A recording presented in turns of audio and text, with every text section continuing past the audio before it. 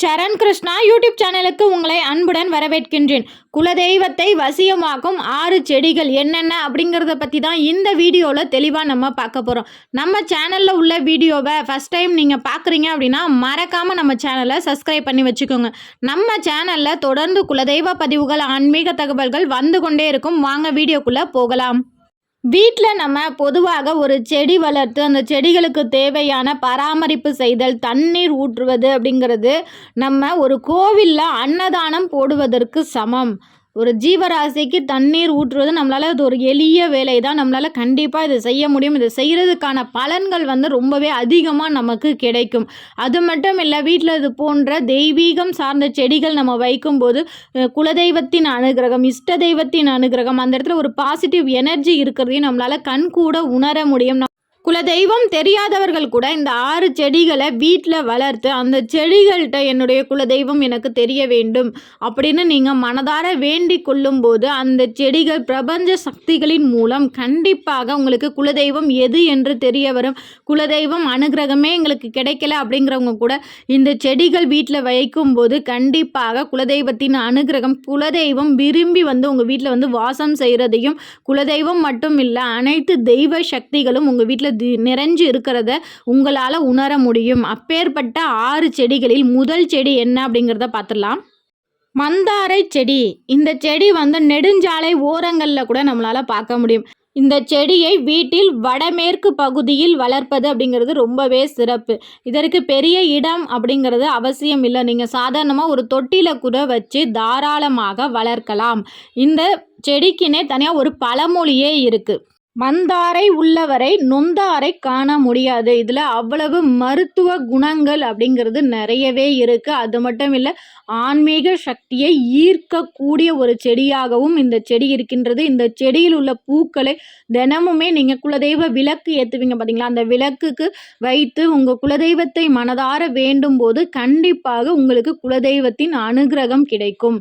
2வது செடி என்ன அப்படின்னு பார்த்தீங்கன்னா பவளமல்லி. பவளமல்லி அப்படிங்கிறது தேவலோக செடி அப்படின்னு கூட இதற்கு ஒரு பெயர் இருக்குது. ஏன்னா அவ்வளவு வாசம் இருக்கும். இந்த செடிக்கு ஒரு சிறப்பு உண்டு. அது என்ன சிறப்பு அப்படின்னு பார்த்தீங்கன்னா, சூரியன் மறைந்த பிறகு தான் இந்த செடி பூக்க ஆரம்பிக்கும். திருப்பியும் சூரியன் உதிக்கும் போது இந்த செடிகளில் உள்ள பூக்கள் அனைத்துமே உதிர்ந்து விடும். அதனால் இந்த செடிகளில் பூக்களை நம்ம கையால் பறிக்கக்கூடாது. பூக்களை அதுவாக உதிர்ந்து இருக்கு பார்த்தீங்களா, அந்த பூக்களை எடுத்து தான் நம்ம கோவிலில் உங்கள் இஷ்ட தெய்வங்களுக்கும் சூட்டலாம். உங்கள் குலதெய்வ படத்திற்கு சூட்டி வழிபாடு செய்யலாம். அப்படி உங்களுக்கு குலதெய்வம் தெரியாத போது விநாயக பெருமானுக்கு இந்த பூக்களை நீங்கள் தொடர்ந்து 48 நாட்கள் சூடி வழிபாடு செய்யும் போது கண்டிப்பாக உங்களுக்கு குலதெய்வம் எது என்று தெரிய வரும். இந்த பூக்களை உள்ளங்கையில் வைத்து மனதார உங்கள் தெய்வத்திடம், உங்கள் குலதெய்வத்திடம் வேண்டும் போது உங்கள் வேண்டுதல் விரைவில் நிறைவேறும். அவ்வளவு சக்தி வாய்ந்த பூ தான் இந்த பவளமல்லி. 3வது தாவரம் என்ன அப்படின்னு பார்த்தீங்கன்னா நாயுருவி. நாயுருவி அப்படிங்கிறது இந்த தாவரத்தின் பெயர். இது 2 நிறங்களில் கிடைக்கும். வெள்ளை நிற நாயுருவி, அதாவது வெள்ளை நிற பூக்களும் சிகப்பு நிற பூக்கள் அப்படின்னு சொல்லி 2 வகையான நாயுருவிகள் இருக்கின்றது. இந்த செடிகள் 2மே தெய்வ சக்தி நிறைந்தது. இது பூக்கள் மட்டும் இல்லை, இதோட வேர்கள் ரொம்ப ரொம்ப ரொம்ப சக்தி வாய்ந்தது. இந்த வேர்களை நம்ம எடுத்து வியாபார ஸ்தலங்களில் வைக்கும்போது வியாபாரம் பெருகும். இந்த நாயுருவி செடி அப்படிங்கிறது கிராம பகுதிகளில் நிறைய இடங்களில் இருக்கும். நகரப்புறங்களில் அதிகம் கிடைப்பது இல்லை. அதனால் நாட்டு மருந்து கடைகளில் போய் நாயுருவி விதைகள் அப்படின்னு சொல்லி கேட்டிங்கன்னா கிடைக்கும். அதை வாங்கி நீங்கள் வீட்டில் தொட்டிகளில் வைத்து வளர்க்கும் போது கண்டிப்பாக தெய்வ கடாட்சம் கிடைக்கும். இதோட பூக்கள் மாதிரி மேலே அந்த விதைகள்லாம் வரும். அந்த விதைகளை நீங்கள் வீட்டில் சாம்பிராணி போடும்போது சேர்த்து அதை போடும்போது உங்கள் குலதெய்வம் மற்றும் இஷ்ட தெய்வங்கள் விரும்பி உங்கள் வீட்டில் வாசம் செய்வாங்க. இது ரொம்ப ரொம்ப ரொம்ப சக்தி வாய்ந்தது. ரொம்பவே உங்கள் வீட்டை லக்ஷ்மி கடாட்சமாக மாற்றக்கூடிய ஒரு செடி. 4வது செடி என்ன அப்படின்னு பார்த்தீங்கன்னா சங்குப்பூ. சங்குப்பூ பலரது வீட்டு வாசல்லையும் வைப்பாங்க. அதுலேயும் வீட்டு வாசலில் வலது புறம் வைப்பது ரொம்பவே சிறப்பு. சங்குப்பூ அப்படிங்கிறது பெருமாள், அந்த சங்குப்பூ எந்த இடத்துல இருக்காங்களோ அந்த இடத்துல பெருமாள் வாசம் செய்வாங்க அப்படிங்கிற ஒரு ஐதீகம் இருக்குது. அது மட்டும் இல்லை, பெருமாள் அந்த இடத்துல இருந்தாலே லக்ஷ்மி தாயாரும் விரும்பி உங்கள் வீட்டுக்கு வருவாங்க. அதனால சங்குப்பூ வளர்ப்பது உங்கள் வீட்டுக்கு லக்ஷ்மி கடாட்சத்தை ஏற்படுத்தும். அந்த சங்கு பூவை நீங்கள் புதன்கிழமை தோறும் பெருமாளுக்கு சூற்றி வழிபாடு செய்யும்போது கண்டிப்பாக உங்களுக்கு உங்கள் வீட்டில் பணம் சார்ந்த பிரச்சனைகள் எதுவாக இருந்தாலும் அது கூடிய விரைவில் நிவர்த்தியாகும். 4வது செடி என்ன அப்படின்னு பார்த்தீங்கன்னா, வெற்றிலை கொடி. இது கொடி மாதிரி தான் படரும். வெற்றிலை கொடி அப்படிங்கிறது நர்சரியில் கேட்டாலே கண்டிப்பாக கிடைக்கும். அதை நீங்கள் தொட்டியில் வாங்கி வச்சு தாராளமாக வளர்க்கலாம். வெற்றியை கொடுக்கக்கூடிய ஒரு செடி தான் இந்த வெற்றிலை செடி. இந்த செடியை தனியாக நம்ம ஒருபோதும் வளர்க்கக்கூடாது. வெற்றிலை செடி வைக்கிறீங்க அப்படின்னாலே அதற்கு பக்கத்தில் அந்த தொட்டிலேயே வேறு ஏதாவது ஒரு செடி அப்படிங்கிறது இருக்கணும். அது எந்த செடியாக வேணாலும் இருக்கலாம். ஆனால் தனியாக வெற்றிலை அப்படிங்கிறது படரக்கூடாது. தினமுமே அந்த வெற்றிலையை நீங்கள் எடுத்து உங்கள் குலதெய்வத்திற்கு நெய்வேத்தியமாக வெற்றிலை பாக்கு வைத்து உங்கள் குலதெய்வத்தை வீட்டிற்கு அழைக்கலாம். வெற்றிலை மாலை கட்டி ஆஞ்சநேயருக்கு நம்ம சாற்றும் போது கண்டிப்பாக காரிய தடை அப்படிங்கிறது இருக்கவே இருக்காது. வெற்றிலை கொடி அப்படிங்கிறது உங்கள் வீட்டில் ஒரு பாசிட்டிவ் எனர்ஜியையும் ஏற்படுத்தும். 6வதாக உள்ள செடி நான் 2 செடி சொல்கிறேன். ஏன்னா இது 2மே தெய்வ சக்தி நிறைந்த செடிகள் தான். 1 கற்றாழை, 2வது துளசி. துளசி எவ்வளவு சக்தி வாய்ந்த செடி அப்படிங்கிறது நமக்கு எல்லாருக்குமே தெரிஞ்சிருக்கும். வீட்டில் சாதாரணமாகவே ஒரு பாசிட்டிவ் எனர்ஜி கிடைக்கணும் அப்படின்னா நம்ம துளசி செடிகள் தான் வீட்டில் வைப்போம்.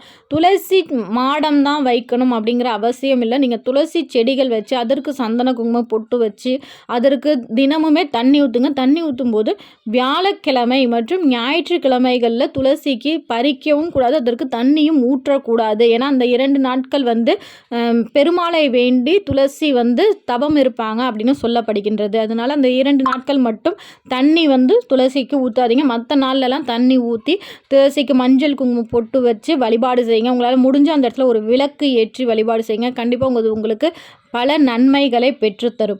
அடுத்ததாக பார்த்திங்கன்னா கற்றாழை. கற்றாழை ஒரு வீட்டில் வளர்க்குறீங்க அப்படின்னா அந்த வீட்டில் கண்டிப்பாக நெகட்டிவ் எனர்ஜி அப்படிங்கிறது வரவே வராது. கண் திருஷ்டியை போக்கக்கூடிய ஒரு சக்தி வாய்ந்த செடிகள் தான் இந்த கற்றாழை. ஒரு சிலர் கற்றாழை வளர்ப்பதனால பூச்சி போட்டு அடையுது, கற்றாழை அதிகம் வளர்க்கக்கூடாது அப்படின்னு சொல்கிறாங்க. கற்றாழை நீங்கள் தாராளமாக தொட்டியில் வச்சு அனைவரின் பார்வை படும் இடத்தில் வைத்து வளர்ப்பது அப்படிங்கிறது ரொம்பவே சிறப்பு.